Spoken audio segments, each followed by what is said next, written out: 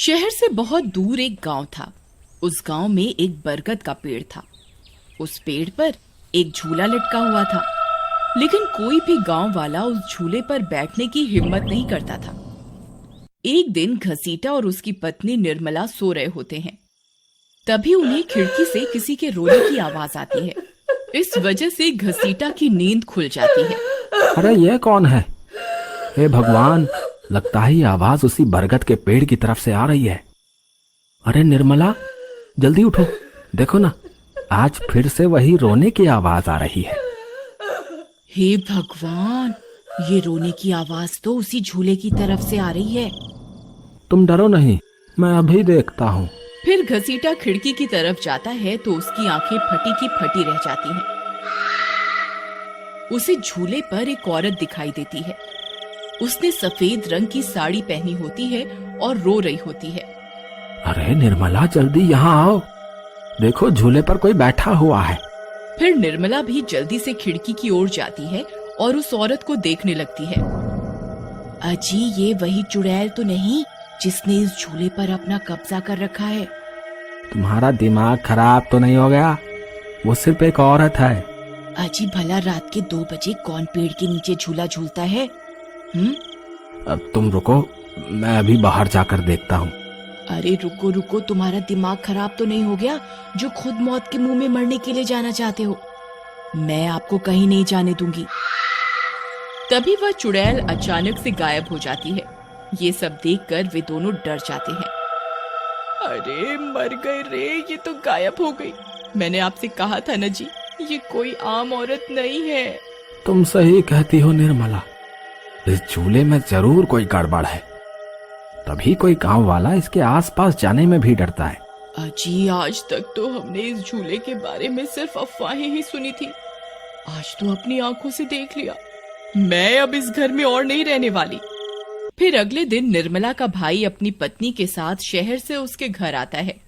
अरे निर्मला बहन, तुम कहाँ हो? अरे भाई, तुम आज तुम्हें अपनी बहन की याद कैसे आ गई? बस ऐसे ही बहुत दिन हो गए थे, तो मैंने सोचा अपनी प्यारी बहन से मिल लूं आज। फिर वे लोग पूरा दिन हंसी मजाक करके बिता देते हैं। और फिर रात होने पर, बबलू भाई, तुम नीलू के साथ इस कमरे में सो जाओ, हम साथ वाले कमरे में सो जाते हैं। और हाँ, तुम्हें किसी चीज की जरूरत हो तो मुझे बता देना। फिर इतना बोलकर निर्मला अपने कमरे में सोने के लिए चली जाती है। फिर कुछ देर के बाद नीलू की नजर खिड़की के बाहर उस झूले पर पड़ती है। अजी, इधर आइए, वो देखिए, वो पेड़ के नीचे एक झूला लगा हुआ है। हमारे शहर में तो ऐसा कहीं देखने को नहीं मिलता। चलिए ना, मेरा बहुत मन है झूला झूलने का, चलिए ना। अरे रुको रुको, अभी तो रात हो गई है, सुबह होते ही झूल लेना, अभी सो जाओ। फिर इतना बोलकर बबलू सोने चला जाता है, लेकिन नीलू उसी झूले को देखती रहती है। अजी सुनिए ना, चलिए ना, मेरा बहुत मन है। लेकिन बबलू नीलू की बात को अनसुना कर देता है और सो जाता है। फिर नीलू सोचती है, अरे ये झूला तो एकदम घर के पीछे ही है, मैं खुद ही चली जाती हूँ। फिर इतना सोचकर नीलू घर से अकेले ही निकल पड़ती है और सीधा उस झूले के पास पहुंच जाती है। अरे वाह, जैसा मैंने सोचा था ये तो बिल्कुल वैसा ही निकला। आज तो मजा ही आ गया। फिर नीलू उस झूले पर बैठ जाती है और झूला झूलने लगती है और गाना गाने लगती है।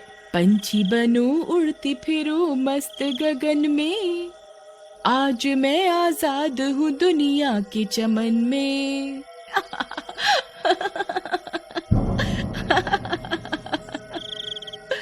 अरे वाह।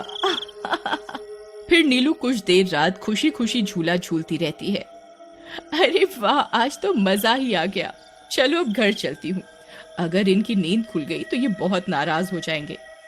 फिर जैसे ही नीलू उस झूले से उतरने लगती है तो उसे महसूस होता है कि किसी ने उसे पकड़ कर रखा है और वो झूले से नीचे नहीं उतर पा रही। वो बहुत डर जाती है। अरे अरे ये क्या, कौन है जिसने मुझे पकड़ कर रखा है? वो इधर उधर देखती है लेकिन उसे कोई दिखाई नहीं देता। अरे मर गई रे, मैं इस झूले से क्यों नहीं उतर पा रही? बचाओ बचाओ, कोई है? अजी सुनते हो, मेरी मदद करो। तभी नीलू की आवाज सुनकर बबलू की नींद खुल जाती है। निर्मला और घसीटा भी उठ जाते हैं और भागते हुए बबलू के पास आते हैं। अरे बबलू, ये तो नीलू की आवाज थी ना, वो कहाँ है? तभी घसीटा की नजर उस झूले पर पड़ती है। उसे नीलू उस पेड़ के नीचे पड़ी हुई दिखाई देती है। हे भगवान, ये क्या अनर्थ हो गया? नीलू उस झूले के पास कैसे चली गई?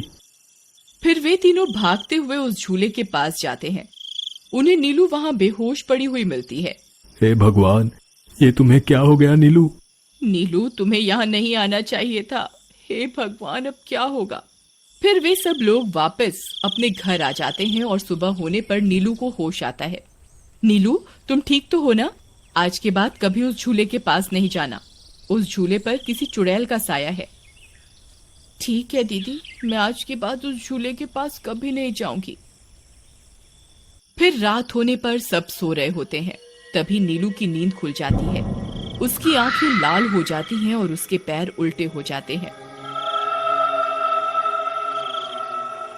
और वो घर से निकलकर झूले की तरफ चल देती है और झूला झूलने लगती है।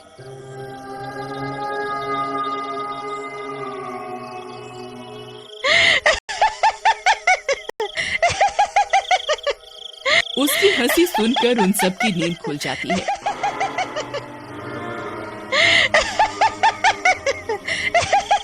निर्मला और घसीटा भागते हुए बबलू के कमरे में आते हैं और नीलू को वहां ना पाकर परेशान हो जाते हैं। हे भगवान, अब ये नीलू कहाँ चली गई? फिर वे सब खिड़की से झांक कर देखते हैं तो उनकी आंखें फटी की फटी रह जाती हैं। नीलू झूला झूल रही होती है। अरे मर गए रे, ये नास मीठी तो फिर से झूला झूलने चली गई। अरे बेवकूफ बबलू, अपनी पत्नी को संभाल कर नहीं रख सकता क्या? देख, तेरी पत्नी आधी रात को कैसे झूला झूल रही है। दीदी, मुझे माफ कर दो। मैंने इसे समझाया भी था कि उस झूले की तरफ कभी मत जाना। अरे जल्दी चलो, हमें अभी नीलू के पास जाना होगा, कहीं कोई अनर्थ ना हो जाए। फिर वे तीनों भागते हुए उस झूले के पास पहुंच जाते हैं। ए नास मीठी नीलू, चल जल्दी से इस झूले से नीचे उतर। तुझे कल भी समझाया था ना, इस झूले की तरफ नहीं जाना। एक बार में समझ नहीं आता क्या?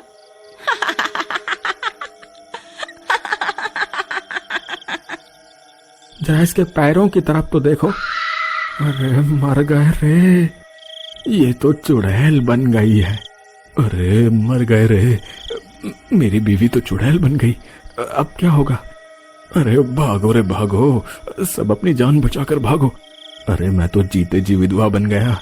अरे मेरी बीवी तो चुड़ैल बन गई। फिर वे तीनों वहां से भाग जाते हैं। तभी उन्हें रास्ते में कुछ गांव वाले मिलते हैं। अरे घसीटा भाई, क्या हुआ?